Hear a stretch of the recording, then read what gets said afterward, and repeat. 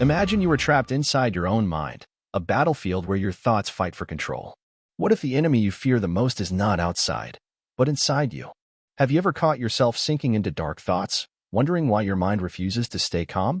Why does negativity creep in, destroying your peace like a silent poison? How do we stop these destructive thoughts from ruling our lives? Think about a simple moment. You wake up feeling tired, overwhelmed by worries about the day ahead. That heavy cloud of doubt presses down on you. You say to yourself, "I can't do this." That single thought grows, spreading fear and hesitation. But what if you could stop it? What if you had the power to kill that negative thinking before it grows? Welcome to Book Boost. Here, we explore powerful ideas that help you rise above mental chains and unlock your true strength. If you want to master your mind, grow stronger every day, and transform your life, make sure to like, comment, share, and subscribe to our channel. Your journey to inner control starts here. Please drop down your one thought on believe in yourself in the comments. Your voice matters in this community. Negative thinking is not just a mood, it's a choice, a habit that can be challenged and defeated. Marcus Aurelius, one of the greatest philosophers, taught that it's not events that disturb us, but our judgment about them. When we understand this, we take back control.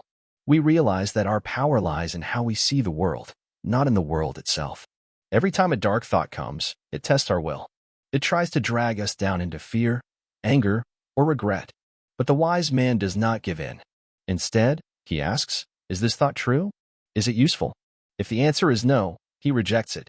This is the art of killing negative thinking, refusing to feed the fire inside. We all have this power. It is the strength of self-control and the courage to face discomfort without fleeing into despair.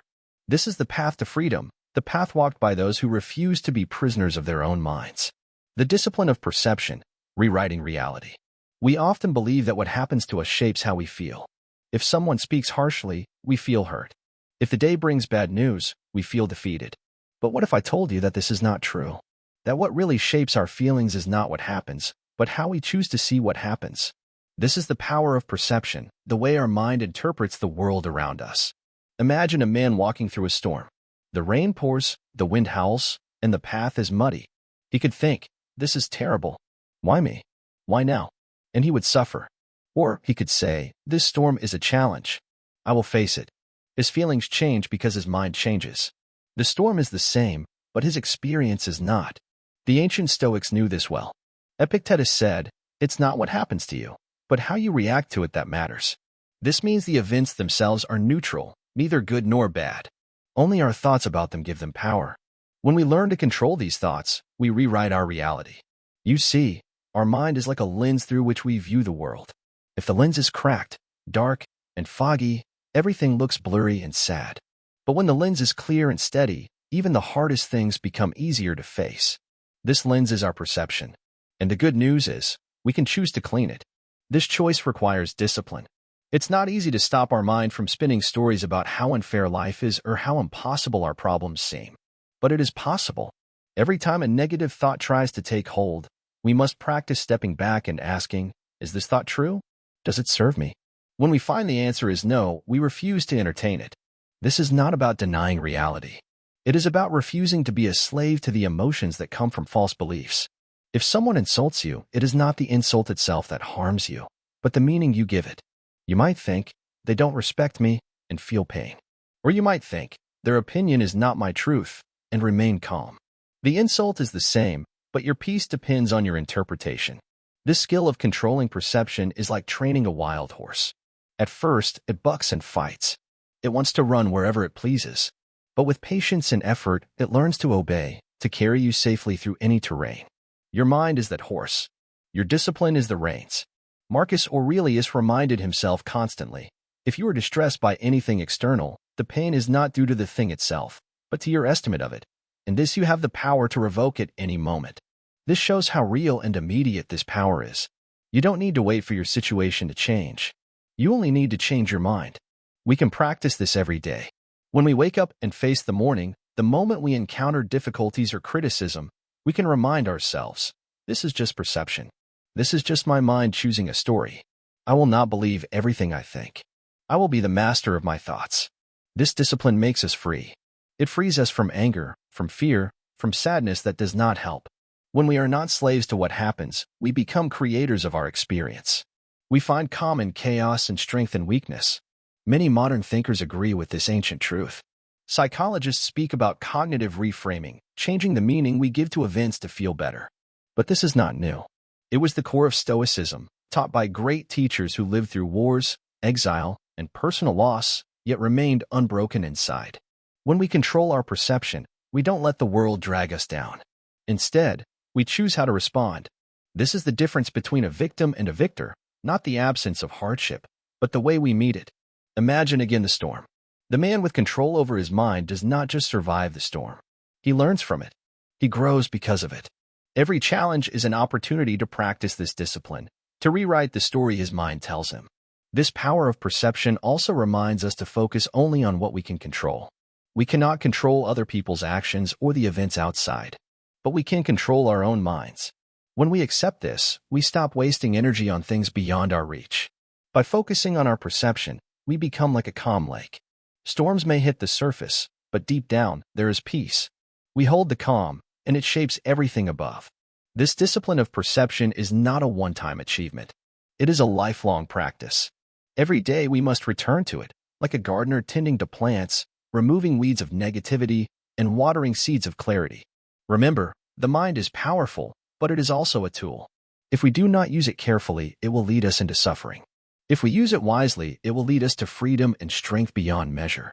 Let us commit to this path of controlling perception, rewriting the story our minds tell, and becoming masters of our inner world. Only then can we truly kill negative thinking, not by ignoring reality, but by choosing how to see it. The way forward is clear. Train your mind, question your thoughts, and hold your peace with unshakable courage. This is the discipline that leads to a life unbroken by chaos, a life guided by wisdom. The storm will come. The storms of life are inevitable. But with the discipline of perception, we can face them without fear. We will not be victims of circumstance, but warriors of the mind. This is the power within each of us, waiting to be claimed. Mastery through inner fortitude, becoming unshakable. We often think that strength is about muscles or power over others. But the truest strength comes from within, from the quiet control of our own mind and heart. To be unshakable means to stand firm no matter what storms rage around us. It means to face hardship, pain, and disappointment without losing ourselves to fear or anger. This is the goal we must all strive for. Look around you. Life is full of things we cannot control. People will hurt us, situations will go wrong, and pain will find us in ways we never expect. But no one can take away the one thing that truly matters: how we respond. This is the fortress no enemy can breach, our own inner fortitude. Marcus Aurelius once said, "You have power over your mind, not outside events." Realize this, and you will find strength. It is not the world that breaks us. It is the way we let the world affect us. When a painful event happens, it is natural to feel upset. But the wise man learns to pause, breathe, and remember that this feeling will pass. He understands that his own thoughts create the suffering, not the event itself. Every day, we face battles within our minds. Negative emotions like anger, jealousy, and fear creep in, trying to take over. These emotions are like waves trying to pull us under. But we don't have to drown. We can learn to swim with these waves, to watch them come and go without being swept away. This requires practice and patience. It means building a habit of stepping back and observing our thoughts rather than reacting immediately. It means saying to ourselves, "This feeling is not me. I am bigger than this moment." The moment we realize that we are not our emotions, we begin to break free from their power. The Stoics called this skill apatheia, which means freedom from destructive emotions. It is not about becoming cold or uncaring. It is about learning to feel deeply, but not to be ruled by feelings. This is the art of balance, feeling, but not losing control. To build this inner strength, we must understand one important truth: all things are temporary. Joy and sorrow come and go like passing clouds. Clinging to what we love or fearing what we hate only makes us prisoners. But when we accept life's constant change, we become free. Imagine you are a tree in a storm. The wind may shake you, the rain may batter you, but your roots hold strong deep in the earth. Your branches may bend, but they do not break. This is how we must be with life's hardships. Rooted in reason and virtue, we can bend without breaking. The power to become unshakable lies in what we choose to value. If we value only pleasure, success, or approval, we are vulnerable to pain when those things fade. But if we value wisdom, courage, justice, and self-control, no loss can truly harm us. These virtues are like armor that protects us from life's arrows.